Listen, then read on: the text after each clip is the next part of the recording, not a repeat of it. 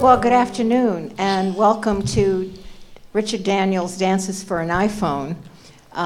We're very excited to be doing this program, and now I'm going to introduce the moderator, Norton Owen, who is the Director of Preservation at Jacob's Pillow and the recent winner of the DFA Dance and Focus Award.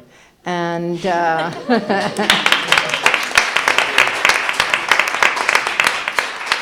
which he well deserves for all his contributions to Jacob's Pillow over the years and to dance and film in general. So he will take over from here. Thank you. Thanks very much, Joanna. Thank you all. First, starting down at the far end of the group here is David Leventhal, who danced with the Mark Morris Dance Group from 1997 until last year and received a Bessie Award for his performing career with the company. He's also performed with the companies of Zvi Gottheiner, Spencer Colton, Netta Pulvermacher, and Ben Munisteri. He's a founding teacher and program manager for Dance for PD, a collaborative outreach program of the Mark Morris Dance Group and the Brooklyn Parkinson Group that has been used as a model for dance classes for people with Parkinson's disease in more than 45 communities in 7 countries. It's something that's relatively new for our field. You know, usually you have to buy a ticket and you go to a determined place at a determined time and the curtain goes up at 8:07 and that's the show, wherever it is. This is a context in which the viewer, or I'm going to call in this case maybe a consumer of this art, is able to watch it on his or her own terms. What you see there is a really spontaneous quality. Even though it's choreographed, there's a very strong, as if improvised quality, which works really well, I think, for the camera. Next to him is Risa Steinberg, who is the Associate Director of Dance at the Juilliard School and has been an active member of the dance community for over 30 years as a performer, teacher, and mentor. She's known internationally as a solo artist, master teacher, rehearsal coach, and director of works by Jose Limon, with whose company she was a soloist for many years. As a solo artist, she has performed works of many choreographers, including Wally Cardona, Sean Curran, and Ann Carlson. It was so familiar because I did spend so many hours alone with a choreographer or a reconstructor. But there was a calm about this. The result had a different import. And there was one day that Richard took the film, went home, and put everything in reverse. And I thought, oh my God, he can make me look fantastic. It was remarkable. I mean, he could do anything with this. And so I gave up control totally. And it was delightful, and I just said I want to do another one. You know, this is the magic of looking. This has happened in one particular moment in time.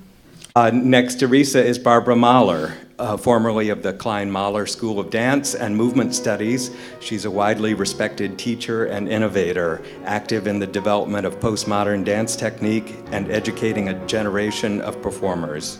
Many festivals and venues in the US, Canada, and Europe have presented her work and invited her to lead workshops as a master teacher of Klein technique.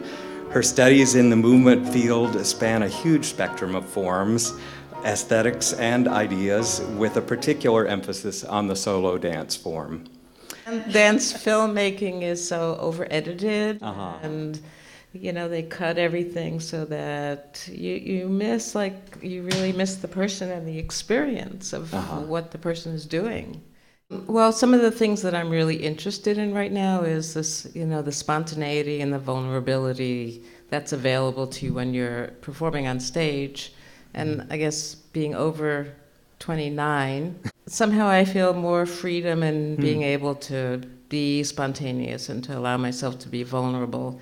So this was really a great leeway. I just enjoyed the journey so much.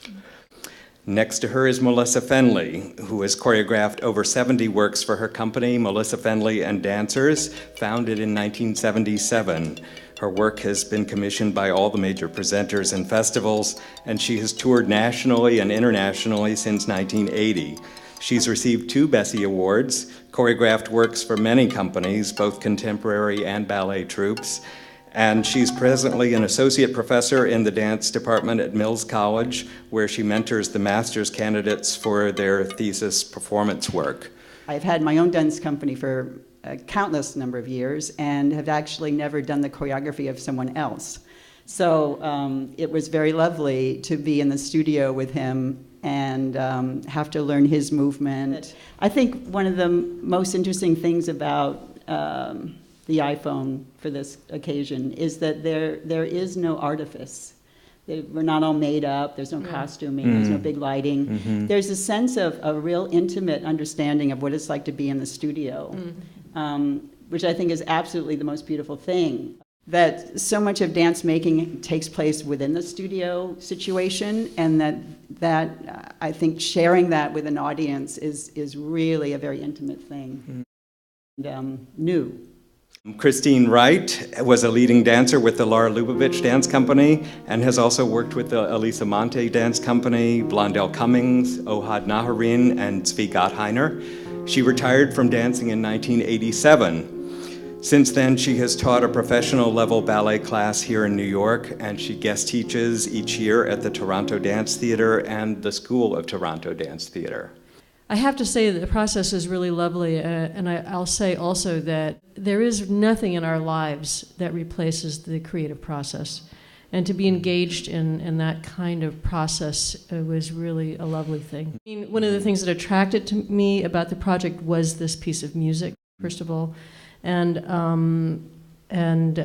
this particular version, I thought the musicality was quite how I would like it.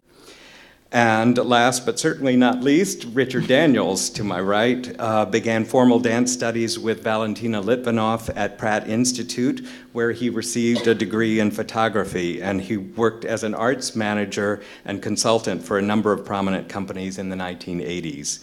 The Day Without Art Remember project, produced by dancers responding to AIDS in 1995 at St. Mark's Church, marked his return to the stage and his debut as a solo dancer. You are the governing force here in terms of this project, and I want to start by asking you about this Dances for an iPhone project. I started dreaming about dancers I loved, artists I loved that I wanted to pay tribute to, composers that I loved. For volumes 1 and 2, I was thinking of the dancer, I was listening to music and making that piece. For the volume 3 suite, where I had all this improvisational material, I was looking at those dances and then imagining how would I cast those. The early movies, I was doing a lot of editing, and the final movie might have been a compilation of every single rehearsal. When we got to volume 3, and I had a different camera which allowed me to move more, I was experimenting with the entire movie as a single take. Thank you all for participating. Thank you all for coming. And congratulations to everything you've done here. Thank you. Thank you.